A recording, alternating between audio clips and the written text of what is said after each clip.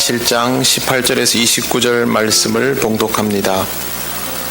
다윗 왕이 여호와 앞에 들어가 앉아서 이르되 주 여호와여 나는 누구이오며 내 집은 무엇이기에 나를 여기까지 이르게 하셨나이까. 주 여호와여 주께서 이것을 오히려 적게 여기시고 또 종의 집에 있을 먼 장래의 일까지도 말씀하셨나이다. 주 여호와여 이것이 사람의 법이니이다. 주 여호와는 주의 종을 아시오니 다윗이 다시 주께 무슨 말씀을 하오리이까. 주의 말씀으로 말미암아 주의 뜻대로 이 모든 큰 일을 행하사 주의 종에게 알게 하셨나이다. 그런즉 주 여호와여 이러므로 주는 위대하시니 이는 우리 귀로 들은 대로는 주와 같은 이가 없고 주 외에는 신이 없음이니이다. 땅의 어느 한 나라가 주의 백성 이스라엘과 같으리이까. 하나님이 가서 구속하사 자기 백성으로 삼아 주의 명성을 내시며 그들을 위하여 큰 일을 주의 땅을 위하여 두려운 일을 애굽과 많은 나라들과 그의 신들에게서 구속하신 백성 앞에서 행하셨사오며 주께서 주의 백성 이스라엘을 세우사 영원히 주의 백성으로 삼으셨사오니 여호와여 주께서 그들의 하나님이 되셨나이다. 여호와 하나님이여 이제 주의 종과 종의 집에 대하여 말씀하신 것을 영원히 세우셨사오며 말씀하신 대로 행하사 사람이 영원히 주의 이름을 크게 높여 이르기를 만군의 여호와는 이스라엘의 하나님이라 하게 하옵시며 주의 종 다윗의 집이 주 앞에 견고하게 하옵소서. 만군의 여호와 이스라엘의 하나님이여 주의 종의 귀를 여시고 이르시기를 내가 너를 위하여 집을 세우리라 하셨으므로 주의 종이 이 기도로 주께 간구할 마음이 생겼나이다.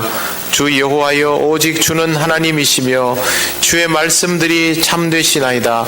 주께서 이 좋은 것을 주의 종에게 말씀하셨사오니 이제 청하건대 종의 집에 복을 주사 주 앞에 영원히 있게 하옵소서. 주 여호와께서 말씀하셨사오니 주의 종의 집이 영원히 복을 받게 하옵소서 하니라. 아멘. 기도는 신앙생활의 중요한 요소입니다. 그렇다면 기도가 생활화되어야 한다는 말인데 실제로 기도가 생활화되어 있는 사람은 그렇게 많지 않습니다.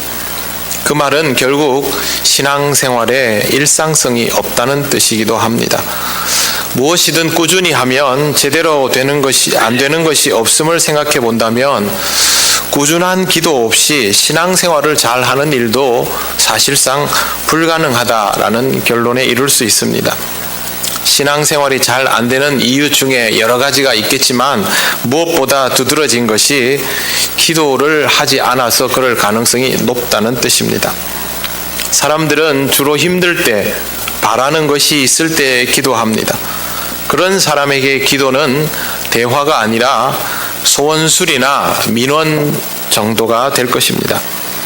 국민이 국가에게 바라는 것이 소통이면 나라는 정말 건강해지고 정부도 헛수고하지 않고 정책을 세우고 실천에 옮길 수 있습니다. 하지만 국민의 수준이 민원 처리를 통하여 소원을 이루는 것이 목적이라면 아무리 좋은 정책을 내놓고 그걸 실천하기 위해서 정책을 실현해도 결국 나라는 제대로 돌아가기 어렵습니다. 하나님 나라도 다를 리 없습니다. 소원 성취만 생각하는 그런 사람의 기도를 가지고는 제대로 하나님 나라가 이루어지기 어렵습니다. 다윗은 기도가 매우 일상적이었던 사람입니다. 오늘 말씀도 다윗의 기도인데 이 기도를 드리기 전에 사건이 있었습니다. 다윗이 좋은 마음으로 세운 계획들을 하나님께 아뢰고 선지자 나단으로부터 보기 좋게 거절을 당한 것입니다. 다윗은 자신은 이제 왕권도 안정이 되었고 백향목으로 지은 궁에 살고 있는데 하나님의 궤는 아직도 휘장 가운데 있는 것이 마음에 걸렸습니다. 그래서 성전을 지으려고 생각을 했고 선지자도 다윗을 향해서 당신이 하나님께서 함께하는 사람이니 마음에 있는 좋은 것을 하라고 권면을 해주기까지 했습니다. 그런데 그날 밤에 하나님께서 선지자에게 나타나셔서 딱 잘라서 거절을 하셨습니다. 내가 핵심을 말씀드리면 내가 언제 그런 거 해달라 그랬느냐입니다.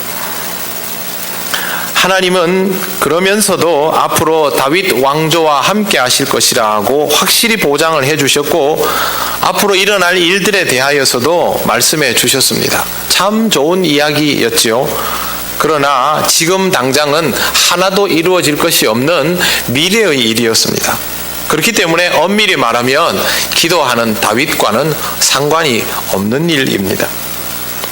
나는 지금 당장 하나님께 무언가를 하고 싶은데 그럴 만한 마음의 열의가 충분히 있는데 하나님이 하지 말라고 하시면 힘이 빠질 수밖에 없습니다. 나는 하나님 앞에서 잘 해보고자 하는데도 불구하고 이렇게 저지를 당하면 신앙의 회의가 들 수도 있습니다. 회의가 들면 신앙적으로 위기가 옵니다.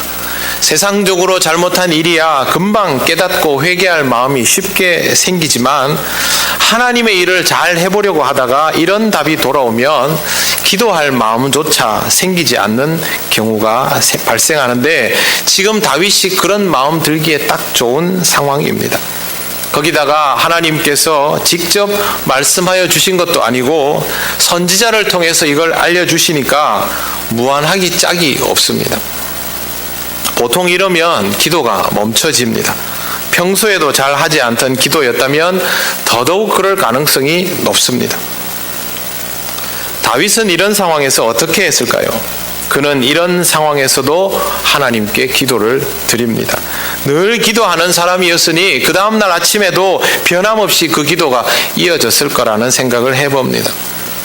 시편에는 다윗의 노래가 유독 많습니다.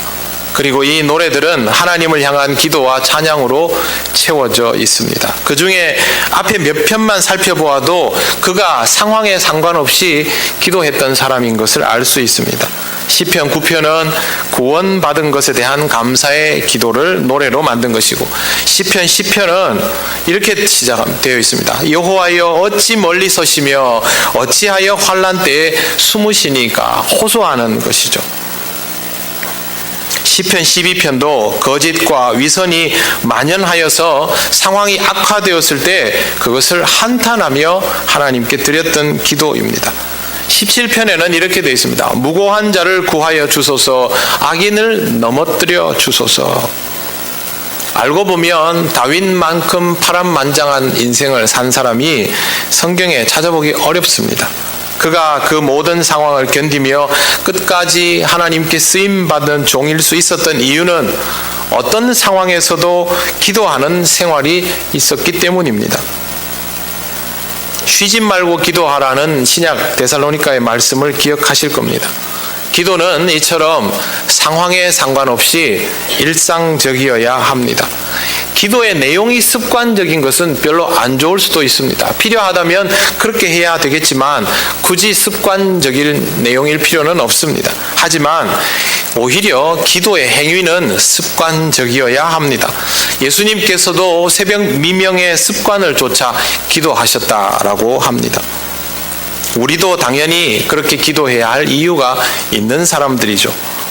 그러므로 하나님께서 우리의 뜻에 대하여 승낙을 해주시든지 거절하시든지 우리는 기도하는 것을 쉬지 말아야 합니다.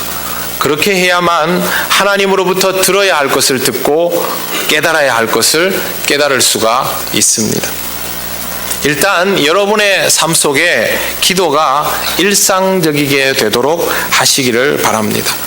필요할 때만 하는 기도는 하나님과의 소통이 될 수 없다라는 것을 기억하시고 기도를 육체적으로 단련이 되도록 먼저 해야 합니다. 매일 시간을 정하여 하는 기도가 필요하다는 것이죠. 어떻게든 하루의 분량에서 기도의 양을 채워야 한다는 겁니다. 운동을 하는 사람들의 특징이 뭡니까? 분량을 채우는 겁니다. 운동 중독을 평가할 때 나오는 게 뭐냐면 운동을 하지 않으면 마치 숙제를 덜 한 듯한 느낌이 난다입니다. 전 요즘은 그렇지 않은데 사실은 불과 얼마 전까지 그렇게 살았습니다. 그걸 못하면 숙제를 덜 한 것 같은 그런 느낌이 듭니다. 근데 사실 기도하는 게 그래야 합니다. 그렇게 하려면 몸에 익숙해져 있어야 하죠. 오랜 시간을 기도하라는 것이 아니라 매일매일 하나님과 대화하는 것을 당연히 여기라는 것입니다.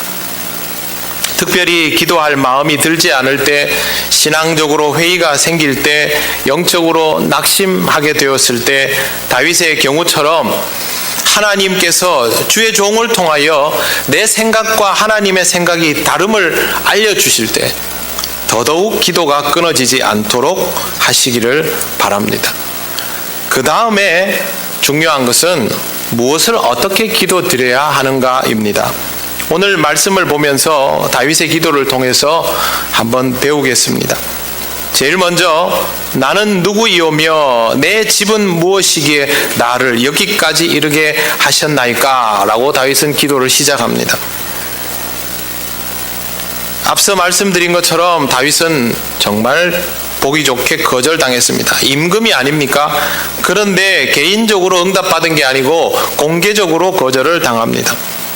그렇게 하나님께 거절당한 나는 누구인가 먼저 하나님께 물어야 합니다. 그렇게 해야만 하나님께서 내 뜻대로 해주시지 않는 이유를 들을 수 있습니다. 반대의 경우도 마찬가지입니다.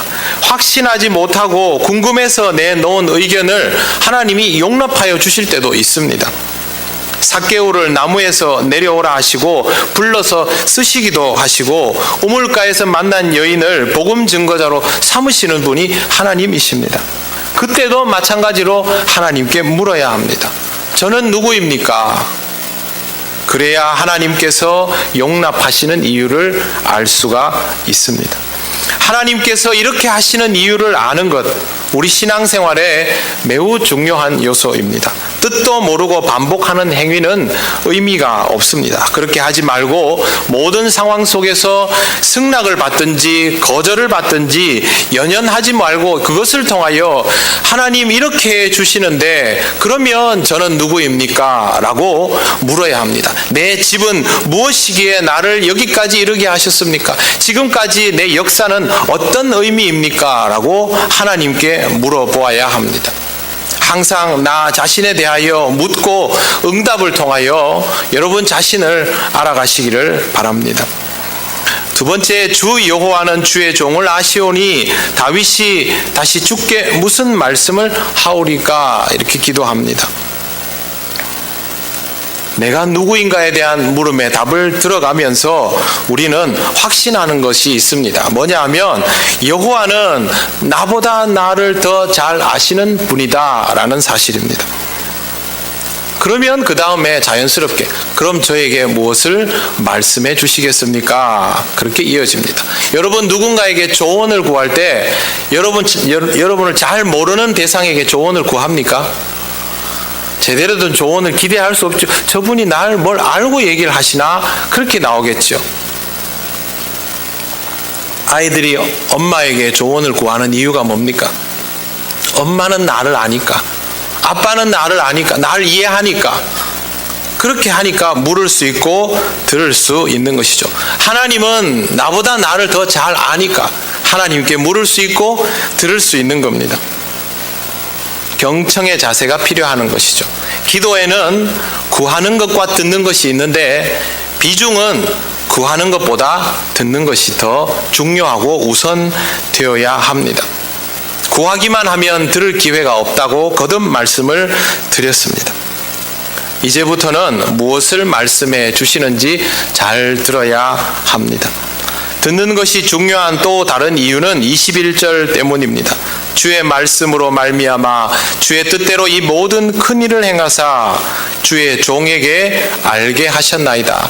여기에 순서가 있습니다. 주님이 말씀하여 주시면 그 말씀을 듣고 그대로 일을 행하다 보면 거기에 무슨 의미가 있는지 종이 비로소 알게 된다는 것입니다.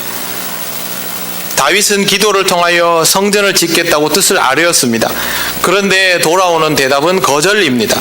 그것에 순종하지 않고 기어이 성전을 지었으면 그 성전을 짓게 하지 못하시면서 드러내시려 했던 의도는 모르게 됩니다. 이렇게 하면 안 된다라는 것을 나중에 깨닫죠. 우리 인생에 이런 일 많지 않습니까? 하나님이 하지 말라고 한 일 기어이 해가지고 나중에 겨우 알게 되는 대답이 이렇게 하면 안 되는 거였구나 입니다. 그렇게 하지 말라는 것이죠. 반대로 시키는 대로 내가 하지 않고 다음 때에 또 다른 누군가를 통하여 더욱 하나님이 번성케 하는 후대를 통하여 감당하게 하시면 그때는 왜 그렇게 하는지 이스라엘 집이 깨닫게 된다는 겁니다. 하나님으로부터 거절당해 보셨습니까? 기도를 해야 거절도 당해보는 줄 압니다. 주의 종을 통하여 내가 원하는 것을 거부당해 본 적이 있습니까? 정말로 힘든 일입니다. 그럴 때 무엇을 해야 하는가? 시키는 대로, 거절당한 대로 따라야 합니다. 그래야만 왜 그렇게 하나님께서 하셨는지를 깨달을 수 있는 기회가 있습니다.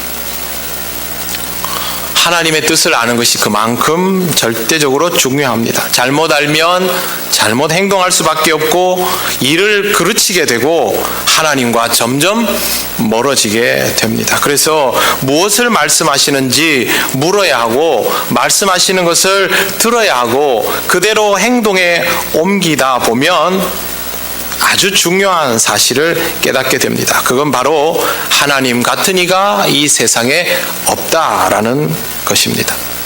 22절 말씀은 고백입니다. 그런즉 주 여호와여 주는 위대하시니 이는 우리 귀로 들은 대로는 주와 같은 이가 없고 주 외에는 신이 없음이니이다. 이 말씀은 비교 불가라는 겁니다. 완전히 다른 여럿 중에 하나의 신을 내가 믿는 것이 아니라 누구와도 비교할 수 없는 하나님과 내가 맺어져 있다라는 뜻입니다. 하나님께서 시키시는 대로 하면 결국 그 일들이 이루어져 가는 것을 통하여 내 인생에는 하나님뿐이다라는 사실을 깨닫게 됩니다.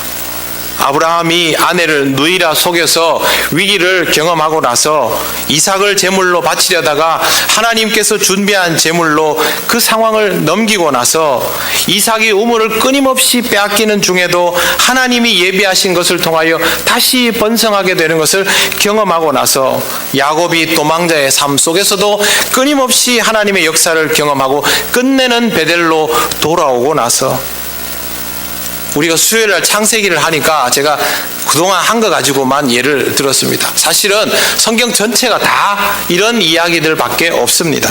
다윗도 똑같습니다. 질 것만 같은 전쟁에서 이기고 나서 절대적인 군주의 자리에서 모든 것을 누릴 수 있을 것처럼 생각하다가 갑작스런 아들의 반란에 쫓겨서 죽을 고비를 넘기고 나서 상황도 전부 다릅니다. 하나님께서 이끄시는 대로 살아갈 수밖에 없고 그것을 받아들이고 나서 하나님이 무엇을 하시는지 경험하고 나면 이렇게 고백할 수밖에 없게 되는 것입니다. 내가 원하는 대로 세상 일이 이루어질 때만 이런 걸 느끼는 것이 아닙니다. 내가 원하는 것을 거절당하고 이루어지지 않아도 느끼는 부분입니다.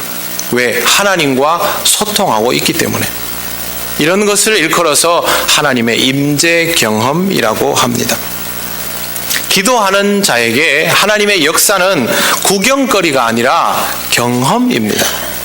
그래서 누군가에게는 남의 일처럼 느껴지지만 그 사람에게는 구체적으로 자신의 것이 되는 겁니다. 고백도 직접 그렇게 느끼는 사람만 할 수 있는 것입니다. 설교를 배울 때 또 설교하게 돼서 가르칠 때 주의해야 할 일들이 있습니다. 뭐뭐라고 하더라 하는 이야기는 할 필요가 없습니다. 내가 느끼고 경험한 것이 아니면 다른 사람에게 뭐뭐라고 하더라 밖에 말할 수 없지 않습니까? 그 말은 할 필요가 없습니다. 그렇지 않은 것들을 말해야 하는 것이죠. 여러분이 복음을 전하면서 다른 사람 앞에 가서 예수를 믿으면 행복하다고 합디다. 그러면 아무것도 아니죠. 똑같은 것입니다. 기도함을 통하여 하나님을 만났더니 하나님 말고는 이 세상에 아무도 없더라. 그 사람만 고백할 수 있는 것이죠. 없더라고 합디다는 고백이 아닙니다. 이 고백은 그리스도인으로 하여금 오늘을 깨달게 할 뿐만 아니라 어제도 깨닫게 만들어 줍니다. 23절 말씀 보시겠습니다. 땅의 어느 한 나라가 주의 백성 이스라엘과 같으리이까 하나님이 가서 구속하사 자기 백성으로 삼아 주의 명성을 내시며 그들을 위하여 큰 일을 주의 땅을 위하여 두려운 일을 애굽과 많은 나라들과 그의 신들에게 구속하신 백성 앞에서 행하셨사오며 오늘 하나님의 역사에 대한 확실한 깨달음은 잊고 있었던 지난 시절의 기억 속에서도 하나님의 역사가 있었음을 다시 한번 깨닫게 만들어 줍니다. 하나님은 지금 함께 하시는 것만 아니라 예전에도 늘 함께 하셨던 분인 것을 다시 알게 되는 것입니다. 이러면서 고백은 믿음과 함께 성장합니다. 기도를 통하여 하나님의 은혜가 더 많다는 것을 깨닫게 됩니다. 여러분 그런 말 많이 하지 않습니까? 돌아보고 나니 지나고 나니 전부 하나님의 은혜였다. 그냥 하는 말이 아닙니다. 이런 사람은 고백을 합니다. 24절 보십시오. 주께서 주의 백성 이스라엘을 영원히 세우사 영원히 주의 백성으로 삼으셨사오니 여호와여 주께서 그들의 하나님이 되셨나이다. 우리가 여기서 기억해야 될 아주 중요한 사실이 있습니다. 이런 고백은 기도가 일상적이지 않으면 경험하기 어렵다는 것입니다. 물론 하나님은 단 한 번의 사건을 통하여서도 우리에게 각인시켜 주시는 분이지만 이건 감당하기가 어렵습니다. 여러분 성경에 나오는 인물들처럼 그렇게 드라마틱한 상황을 경험하면 다 감당할 수 있을까요? 준비가 안 되어 있는데. 그것보다는 일상 속에서 기도의 자리를 통하여 하나님에 대하여 풍성한 경험을 누려나가는 것이 훨씬 더 현명한 일입니다. 이것이 바로 우리에게 기도가 끊어지면 안 되는 이유입니다. 소원을 아뢰는 기도는 이런 기도의 자세가 바탕이 되어 있어야만 할 수가 있습니다. 다윗도 마지막에 그렇게 기도합니다. 주여 주의 종의 집에 영원히 복이 있게 하옵소서 이렇게 기도합니다. 그러나 우리처럼 눈 딱 감으면 복을 내려 주옵소서 그렇게 기도하지 않습니다. 분명히 자기 자신이 누구인지를 알고 하나님께서 무엇을 말씀하시는지를 듣고 그대로 행동에 옮기면서 이 말씀의 의미를 깨닫고 하나님밖에 없습니다라는 고백을 한 이후에 그 다음에 주의 종의 집이 복을 받게 하옵소서라는 기도로 한 단계 더 나아가게 되는 것입니다. 예수님이 구하라 주실 것이요 말씀하셨습니다. 그런데 조건이 있지 않습니까? 무엇이든 아버지의 뜻대로 구하여야 한다. 아버지의 뜻은 그냥 맞출 수 있는 것이 아닙니다. 오늘 말씀 속에 있는 다윗의 모습처럼 어떤 상황 속에서도 하나님 앞에서 기도하기를 쉬지 않는 신앙이어야만 아버지의 뜻에 합당하게 맞추는 일이 가능합니다. 부부가 서로 이렇게 결혼해서 살아가면 얼굴을 보고 대화를 해야죠. 결혼하지 않은 분들은요, 결혼식만 하면 다 끝나는 줄 아는데 제가 청년 사역을 오래 해봐서 아는데요. 아무것도 아닙니다. 결혼부터가 진짜입니다. 실전입니다. 맞추지 못하면 세상에 그보다 불행할 수가 없고 맞추어 들기 시작하면 이보다 행복할 수 없는 게 부부 생활 아닙니까? 하나님과 우리의 관계도 똑같습니다. 그렇게 날마다 맞추어 가면서 어떤 상황 속에서도 하나님을 헤아릴 수 있고 또 하나님이 나를 헤아리고 계신다라는 사실을 깨달을 때 거기에 은혜가 있는 것입니다. 기도는 필요할 때만 하는 것이 아닙니다. 항상 하나님이 필요하다는 사실을 깨닫는 것이 우선되어야 하고 그런 사람은 항상 기도하게 됩니다. 하나님은 우리의 삶 속에 늘 동행하셔야 하는 분입니다. 학창시절 아버지 지갑에 자주 손을 대던 문제아가 있었습니다. 이 아이가 우연히 토요일 저녁에 자기가 다니는 교회에 있는 기도 모임에서 무릎을 꿇고 기도하는 한 그리스도인의 모습을 보면서 아주 인상 깊어합니다. 그리고 마음의 감동을 받고 회심을 하고 대학에 가서 공부를 하고 영국으로 건너가서 고아원을 시작합니다. 처음에는 아무것도 없이 시작했습니다. 브리스톨 애슐리 다운에 고아원을 세웠는데 그때 고아원 아이들 2,000명을 그렇게 양육을 했습니다. 고아원 아이들은 원장님을 아버지라고 부르지 않습니까? 93세 일기로 별세할 때까지 그를 아버지라고 불렀던 고아는 총 15만 명에 이릅니다. 이 사람은 경제적인 필요와 아이들의 먹을거리 때문에 걱정이 끊이지 않았습니다. 끝내 하는 수 없이 내가 할 방법은 매일 기도하는 것밖에 없구나라는 생각을 했고, 그렇게 매일 기도하는 중에 하나님의 은혜를 경험할 수 있었습니다. 그래서 이 사람은 이렇게 말을 합니다. 기도하지 않는 것은 생명줄을 놓치는 일이다. 매일 아이들 한 사람 한 사람을 위해서 기도했고 항상 자신의 뜻이 아니라 하나님의 뜻을 구했습니다. 그가 바로 5만 번 기도 응답을 받았다라고 일컬어지는 조지 뮬러입니다. 우리는 이 사람이 응답을 많이 받았다라는 것에 주목하는데 5만 번을 기도했으니까 5만 번을 응답을 받는 것이죠. 그렇게 하지 않으면 응답도 없습니다. 그가 했던 기도에 관한 말을 여러분들에게 읽어드리고 오늘 말씀을 정리하려고 합니다. 기도는 시작한다는 것만으로는 부족하다. 바르게 기도하는 것도 얼마 동안 기도를 계속한다는 것도 충분하지 않다. 기도의 응답을 받을 때까지 믿음을 가지고 꾸준히 기도해야 한다. 더 나아가서는 끝까지 기도를 계속할 뿐만 아니라 하나님께서 우리의 기도를 들으시고 응답해 주시리라는 것을 믿어야 한다. 그러나 대부분의 경우 우리는 복을 받을 때까지 기도를 계속하지 못하고 복을 쉬지 않고 기대하지도 않는다. 이런 생각을 가지고 있었습니다. 그가 어떤 상황에서도 기도한 것은 다윗과 똑같은 이유입니다. 우리도 똑같은 이유로 어떤 상황에서도 기도하는 사람이어야 합니다. 저는 걱정이 좀 많은 사람입니다. 제 성격상 미리 다 걱정하는 스타일입니다. 그래서 걱정이 끊이지는 않습니다. 집에 아이도 셋이나 되고요. 둘째는 장애가 있고요. 교회 식구들도 인간적으로 말하면 전부 걱정거리, 근심거리입니다.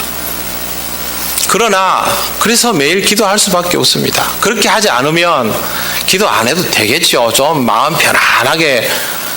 그래서 어떤 날은 아침에 일어나면요, 오늘은 아무 일이 없으면 좋겠는데 그런 생각을 합니다. 환자는 또 왜 그렇게 많은지요? 하지만 그래서 매일 하나님을 만나지 않습니까? 새벽마다 기도하러 나오는 분들 봅니다. 우리 교회는 새벽기도 나오는 분들이 또 다른 교회보다 좀 더 많지 않습니까? 그분들은 왜 나오겠습니까? 기도할 수밖에 없으니까 나오는 거죠. 걱정거리들이 있으니까, 나는 해결 못하는 문제들이 있으니까, 하나님이 해결해 주셔야만 하니까, 그래서 나오는 거죠. 그렇게 나오다 보면 내게 있는 응답들이 하나 둘 느껴지게 되고, 또 한 걸음 한 걸음 더 나아가다 보면 하나님께서 늘 나와 함께 하신다는 것을 깨닫게 되고, 이렇게 다음 단계 나가면 어느 날부터 삶이 평안하여져도 다른 사람들을 위하여 기도할 수 있는 단계까지 나아가게 되는 것입니다. 기도하는 사람과 기도하지 않는 사람의 차이가 얼마나 큰지는 여러분에게 굳이 말씀드릴 필요가 없을 겁니다. 하나님이 역사하시는 것은 이미 우리의 생활 속에서 드러나고 있습니다. 사랑하는 성도 여러분, 여러분의 삶 속에서 기도를 회복하시기를 바랍니다. 이렇게 아주 잘 기도하는 것이 아니라 기도한다라는 것부터 회복하셔서 거기에서부터 한 단계씩 더 나아가시면서 여러분의 삶 속에서 하나님의 임재를 경험하시고 하나님께 영광 돌리시기를 바랍니다.